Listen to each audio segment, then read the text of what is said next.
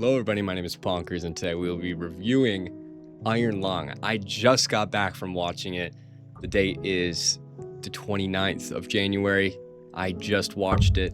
I just got home from viewing, so I have the freshest memory of the movie I could possibly have right now. And of course, spoiler warning for those who haven't seen it. Of course, I'm reviewing a movie, so there will be spoilers. So if you haven't seen it, go watch it in the theaters. I've got some opinions on it. I thought going into this movie that I was going to be absurdly biased towards Markiplier because Markiplier is someone who I adore and I cherish, and I've been watching him for well over a decade. So I was preparing myself to be like, all right, I'm gonna like this movie either way because Mark's in it and he made it, and I love supporting my favorite YouTuber on earth. So either way, it's gonna be great. All right. So going into it, I was thinking about reviewing this before I started watching it. So I wanted to keep an open mind and be like, all right, if there is bad parts, I need to be able to tell myself that there are bad parts and I'm not just obsessing over it because Markiplier is in it. I need to have an unbiased opinion about the truth of this movie. And so I watched it, going into it completely neutral. And there's some good and there's some bad, of course. There's no perfect movie, and I'd like to go over all of it with you today. Keep in mind, I am not a movie critic. I am no professional. Far from it, actually. I'm quite stupid. So I may have missed a lot, but that's on you guys to let me know in the comments if I missed anything, if I didn't pick up on something that I should have. You guys can correct me fully because I think I'm tricking myself into thinking I missed something, but I really don't think I did. But I'll get into why that makes sense later, all right? For now, let's just start with what I like about the movie, all right?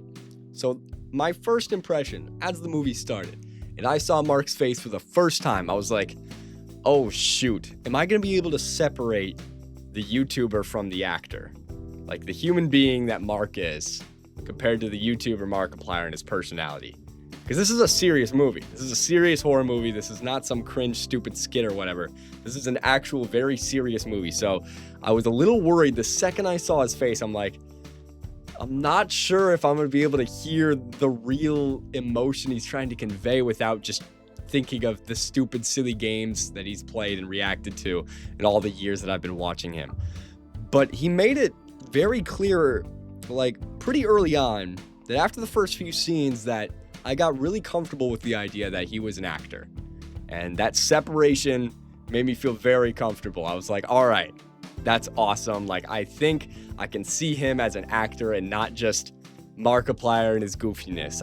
I could see him for what he's trying to convey, which is amazing. I was very surprised with his acting. I knew he was a good actor, right? He's made these huge, high cost quality productions.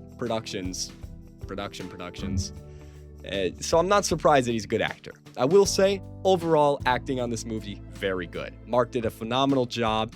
All the other characters that were in it for like 5 seconds, good acting. I can't really complain on their behalf.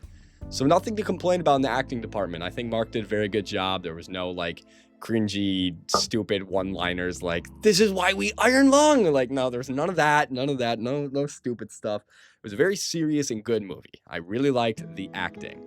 Another thing I really loved was the special effects. Now, Mark talked extensively on how this movie was going to set a record for the most fake blood used, and I can kind of see why. I can't imagine another movie coming close to this amount of fake blood. I don't know why they would, unless they were genuinely recreating an ocean of blood. Because in this movie, there is blood filling up this entire container that he's in. If you guys haven't watched Markiplier play the game, I'm not going to summarize it for you. Just go watch Markiplier play the game. It'll make the movie make a lot more sense, and you'll be prepared to know what's going on, which helps. Seriously. But essentially, a little tiny submarine is dropped into an ocean of blood, and you are trying to explore. All right, that's the gist of it. Of course, this movie's going to have a shit ton of blood. Like, that, no shocker, all right? But not even just the blood. Beyond the blood, the effects were really good. Like, there were some scenes that I was really surprised about. Just trying to think how they did it. Like, there was a lot of scenes where you couldn't tell if he was imagining something, like for example, when the voice was talking to him about whatever it was, and it's showing his face and everything's red, and then there's like blood splattering across him, but then it like stops, the blood stops, and then goes forward, and then you look up and see this giant eye of red. It was so cool. You guys know what I'm talking about if you've seen the movie. The dream scenes, whatever you want to call it, they were phenomenal. They did a very good job on all those effects. Looked very, very good and high quality. There was nothing super like cardboardy about this movie. There was nothing like DIY, the family movie type of vibe about this movie. This was a very serious and high quality production. So the quality and the special effects, amazing. And then there's the set, which isn't very difficult to nail, mentioning that it's just a submarine. The entire movie was filmed on a submarine, and they had the creator of the game, whatever his name, I'll put him up. I think his name's David. Correct me if I'm wrong, future me, but David, the original creator of the game, was on the team for the creative direction. So obviously they had it nailed down. That's no surprise, but still, just the quality, just, you know, the materials they used, and seeing the set. If you guys haven't seen the behind the scenes video, or Mark talk about the behind the scenes video, the trailer, it's really cool how they did it. I think it was really neat, and it's a very new idea, so I appreciate the novelty of the idea. And overall, the set was just really well recreated from the game. Like, I had no complaints, nothing that was like stupid or, again, like cardboardy DIY, nothing like that. So the set, phenomenal. So now we've talked about all the good things I like about this movie. Let's move on to some of the things that I was not so on board with. All right, this was not a 10 out of 10 movie. This was not a 9 out of 10 movie. This wasn't really amazing, and I will tell you why.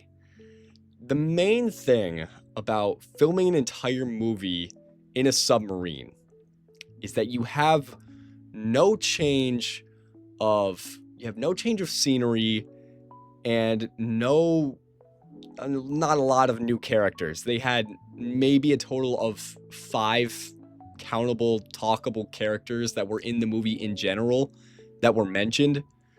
So there's not a lot going on in terms of the environment.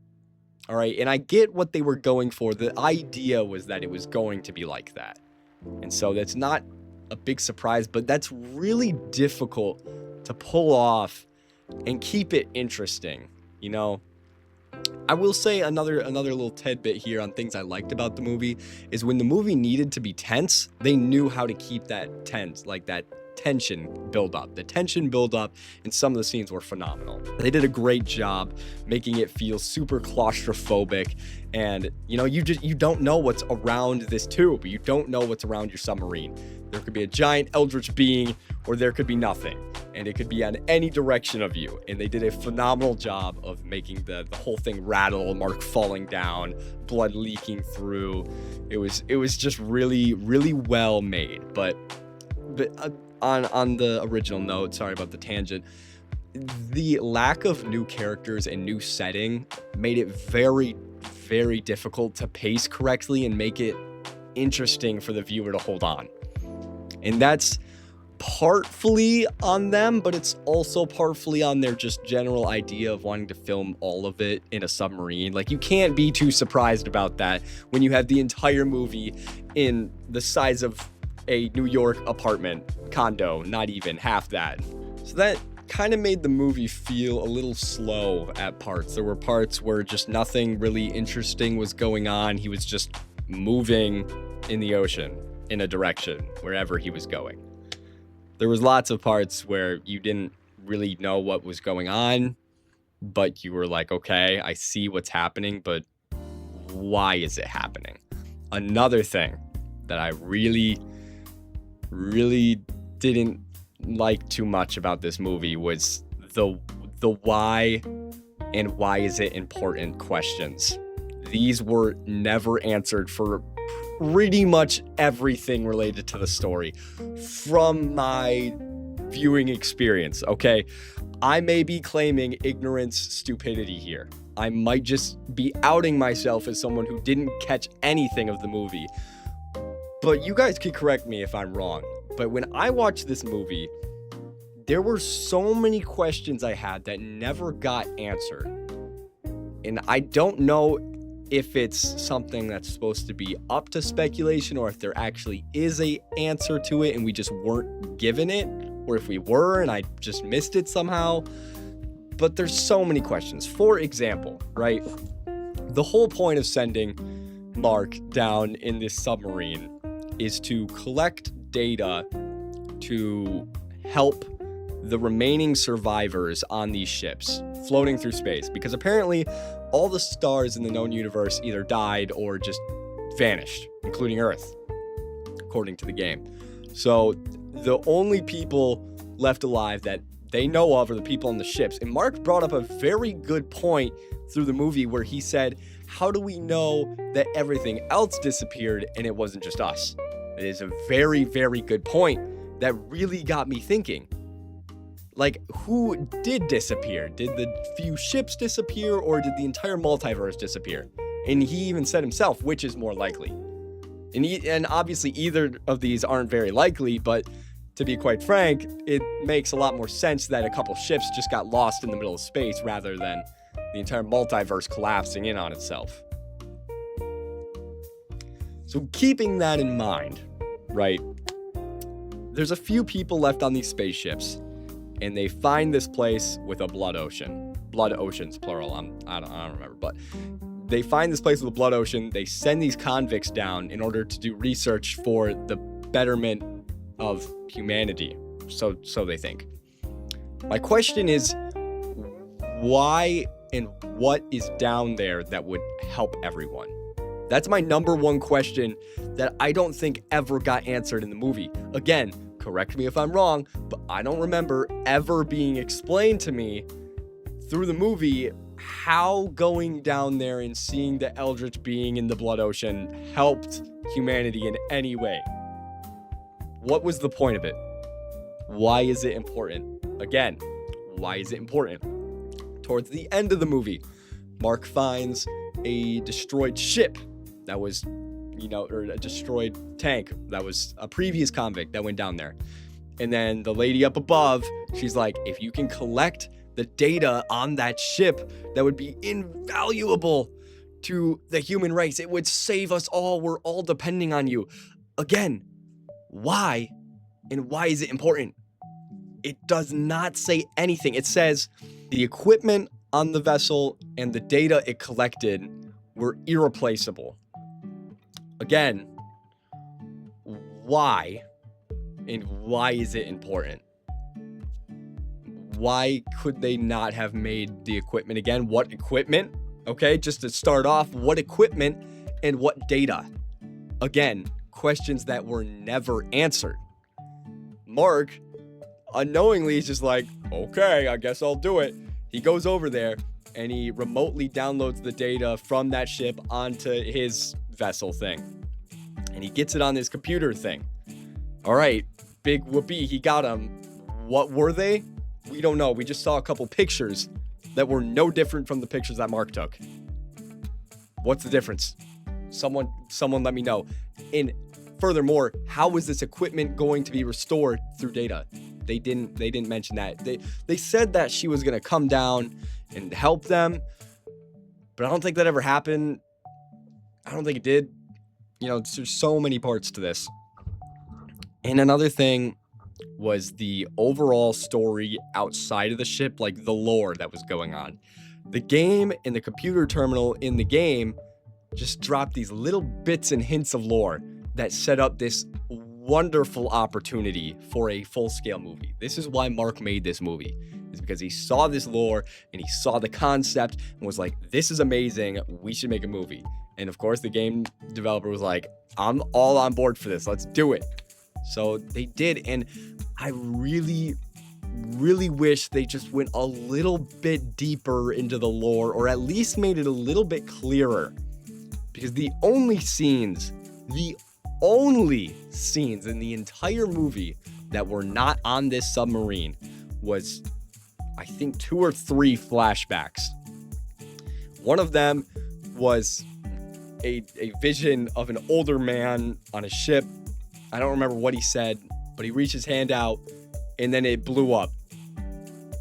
We don't know who the man was. In the credits, it said his dad.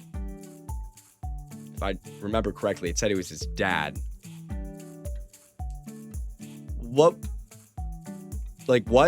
Another thing was him as a kid with a bunch of other kids, and they were surrounding like this tree. They talked about the Tree of Eden, which was apparently this big plot point in the movie. Again, what is it? Why is it important? Questions that were never answered, to my knowledge. Again, I'm going to say that over and over again because I feel like I missed so much, but I genuinely don't remember any part where they explain that. I can assume that it has something to do with creating life or maintaining life, like the name Eden, tree, Garden of Eden. You can kind of connect the dots there, historically speaking, but at the end of the day, nothing was ever set in stone or concrete on why this tree or these trees that may be there or may not be there matter. Mark says himself at one point in the movie is all the trees are destroyed. So what's the point? See, like I can keep going, all right? I could just keep going on all of these things that I feel like were never answered or were not explained clearly enough. That is my main number one complaint. And again, that could be that I just missed some things. That could very well be that I was not paying attention and there was a little pixel in the corner of the screen that read out an entire paragraph that it's like, this is the entire lore of the game. Here, we're going to explain all of it piece by piece. But unless I missed that, I don't think they ever explained it. I really just wish they went outside of the tube for a little bit longer, like just to set up some exposition maybe. Because there's this big plot point that Mark is just being treated so unfairly. There's so much unfair things happening to him. But then they say that he killed so many people and blew up an entire station. But then Mark refutes that, saying it wasn't him and it wasn't meant to happen. They didn't mean for it to happen, and he didn't think that that was going to happen. So again, what happened? How does what happened connect to what did happen, and why do either of them matter? Things never answered. Things are never answered. And apparently he had this whole like brotherhood, tribe, wolf pack, whatever you want to call it. And there was early on in the movie, you found this medallion that I believe related to them. Again, not 100% sure, but he seemed to have a strong affinity for it and held on to it throughout the entire movie and looked back on it multiple times. So what my inference is that it had something to do with the group of people that he teamed up with to not or so blow up the station. Again, why does that matter? How does it relate to the story? What is the story? More importantly, what is the story? We don't really know. He refutes this stuff, so we don't know if Mark actually did it and he's evil and responsible for all of it, or if he was falsely accused. Again, like a voice from up above then refutes to Mark, saying he'll say anything to get out of the circumstance. So you could maybe see that from that point of view, maybe he does deserve to just die down here for the betterment of humanity. Some slogan that was repeated throughout the entire movie was that it's for something bigger than us. What was that? What was the thing bigger than us? I don't know. Not sure. They could have filmed an entire movie outside of the Iron Lung based on the lore they put in the game. They could have done that. I genuinely think they could have done that. But they didn't tap into any of that and filmed only in the submarine. Which, not so sure about. Again, the creator of the game was on this, so maybe that was his vision all along. Again, I just think it would have been really interesting to see like what the truth was. Did all the stars vanish, or did the ships just vanish? What are these trees and how do they make sense? Why do we care about them? What happened with Mark's character? Did he really blow up that station or kill all those people? how did that happen? Go through all of that. What is this brotherhood he's in?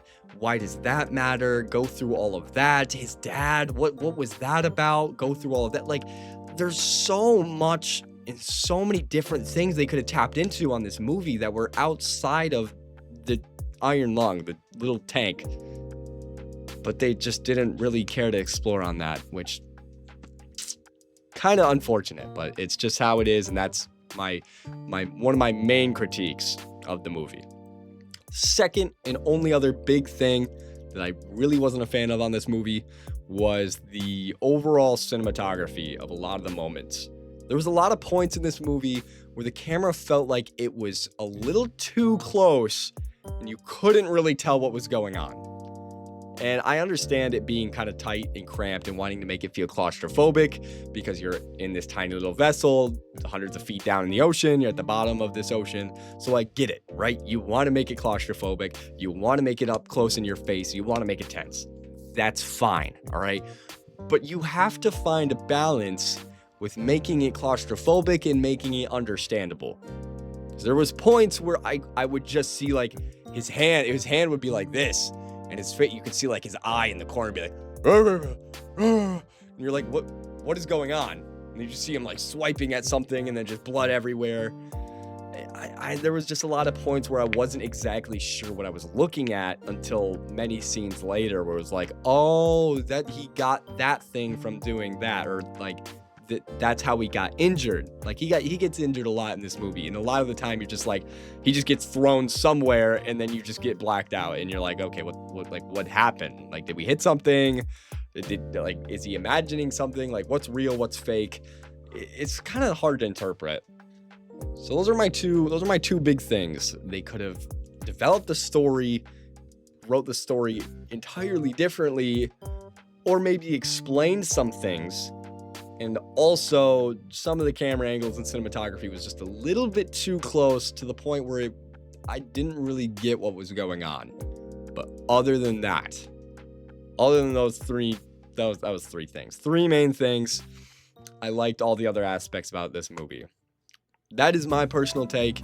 Again, it's up to you guys to correct me in the comments if I missed something, because I really feel like I did. I'm going to watch this movie more than once. I'm going to watch it with my friends or maybe by myself because I'm a lonely, greasy child. But I'm going to watch it either way again just to make sure that I didn't miss anything.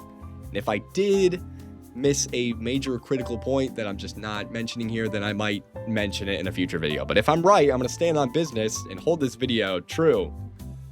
Because I was just really confused for a lot of the movie. I didn't, even at the ending, like some voice was talking to him that we can assume was the Eldritch being in the sea, trying to get him to not send the data from the other ship up to the surface so the rest of humanity can take it, whatever that data was, however that helped them.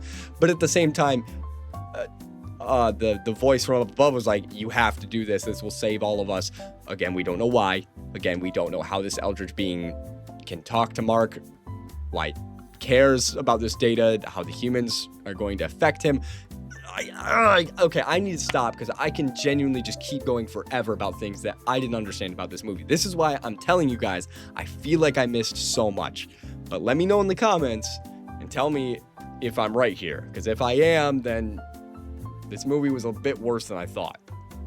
Overall, after everything I've said, I would give this movie a 5.8 out of 10. It wasn't amazing, nor was it really that great, but it was good. It wasn't bad. I would not even call it close to bad. I would just say there's a couple points that really bring it down. Just not explaining things, like leaving too much up to interpretation. And again, I might just be outing myself as stupid for not being able to connect the dots myself, but again, there's a balance between leaving things up to interpretation and leaving some facts there for people to base the speculations off of.